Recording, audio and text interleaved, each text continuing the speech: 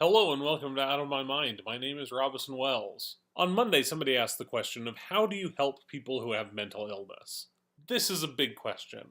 This is a huge question. First, for the sake of this video, we're just going to tackle the question of how do you help someone who is your close friend who acknowledges that they have mental illness. We will save how do you help someone who doesn't acknowledge they have a mental illness for another video. No two mental illnesses are the same, and I'm not saying that just as bipolar is different from schizophrenia. I'm saying that my OCD is different than your OCD. So you shouldn't go into conversations like this having made assumptions about what you think their situation is. The first thing that you want to do is listen. And I mean, listen and let them talk and let them get it all out. And let them be slow about it. There's no reason to push someone on this. Let them take their time over the course of days, weeks, months to tell you their problem. Don't demand that they cough it all up right now. Second, once you have listened to what their problem is, ask them what their triggers are. Do they have a problem with crowds? Do they have a problem with noise? Do they have a problem with physical touch? Then, and this is the most important part, once you know their triggers, don't trigger them. Okay, so one day I was at Comic-Con and I had my service dog with me, Annie, and she's a fantastic service dog, but Comic-Con is a nightmare generally. And Annie, it was at the end of the day, going through all of the crowds, seeing people in costumes and just wall-to-wall people, and she had it.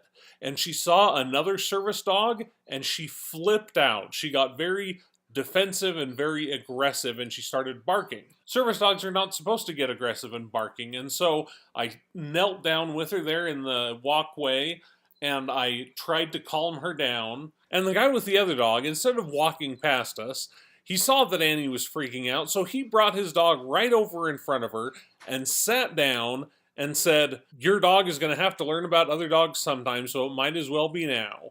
And he just planted himself in front of Annie, and she was going bananas. Do not do this to your friend. Do not say, "Oh, so you have a problem with crowds and you have a problem with noises? Let's go to the amusement park and see if we can work this out. You're triggered by smells? I think we need to get you some essential oils." When someone tells you your triggers, they are not inviting you to trigger them. Yes, I know about cognitive behavioral therapy, and I know that it is about confronting and facing your fears. But do you know what real cognitive behavioral therapy is like? Say you're afraid of snakes. You go into a therapist to get your cognitive behavioral therapy about your fear of snakes.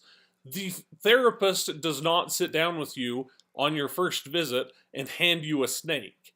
What you do is you talk about snakes, and then the therapist might draw a snake on a piece of paper, and he might have you hold that drawing of the snake. Then in the next appointment, he might have you draw the picture of the snake. And if that goes really well, then maybe the next week you'll Google a photo of the snake, and the therapist might have you touch it. You are not an immersion therapist, and forcing someone to be immersed in their fears is just cruel. So going back to the list, I said that number 1 is we need to listen, and number 2 is we need to ask about their triggers. Number 3 would be to learn about their condition as much as you can.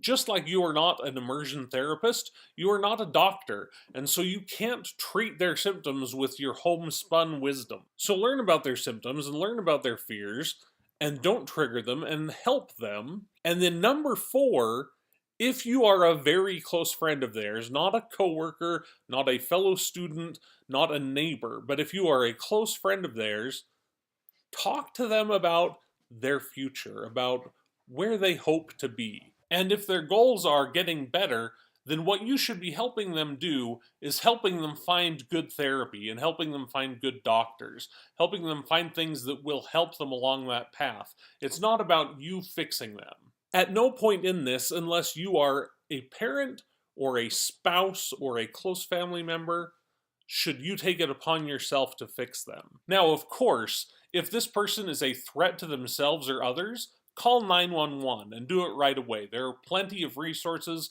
There are suicide hotlines. Every ER has a crisis worker on staff. If there is an immediate problem, get them help. Thanks for watching. In our next episode, we'll talk about how to help someone who doesn't admit that they have a problem. Thank you so much. I will see you on Friday.